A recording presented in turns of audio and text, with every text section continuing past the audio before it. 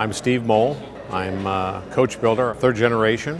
I work with my sons, obviously fourth generation. We do a lot of one-off specials, which are sometimes hot rods, sometimes are sports cars, and we assist a lot of people in the restorations. So we're good body makers. We make a lot of aluminum car bodies.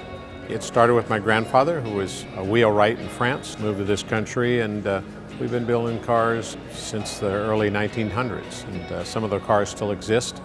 This particular car, the Gatto, as we call it, Gatto being the cat, we named it the Gatto because the cat is very agile, always seems like it's ready to leap. Its body styling is very Italian. It's not a copy of anything, but inspired by great Italian coachwork, particularly Maserati, Ferrari. This car has a double bubble top, which was something that was done by Zagato. I think it allowed them to lower the roof line and the windshield and still provide room for their heads inside the car. We've exaggerated a little bit on this. It's a styling cue. It's a classic GT car. In my opinion, these cars have a long front end and a short back. Body's made of aluminum. Its grille is very typical of early Maseratis.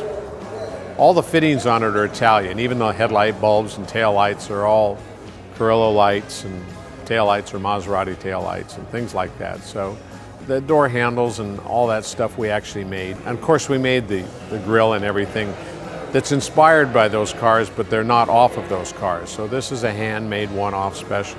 With a little bit of a new twist, it has a semi-monocoque tub chassis, which is chromoly materials, sheet materials, and riveted stress member aluminum skins and bonded. The handle's probably a little better than some of the earlier cars. This car actually has a heater in it and an air conditioning that work. Other than that, it's pretty much like an Italian sports car, and it's wonderful. It's got the 250 Ferrari engine. It's built to GTO specs. It's got the 6 carburetors and the GTO heads, and it puts out around 300 horsepower. And these Ferrari motors are just wonderful. They're absolutely fabulous. It's got a 5-speed transmission. The car has full independent suspension, disc brakes. Really a great road car. A lot of fun to drive, and not bad to look at either.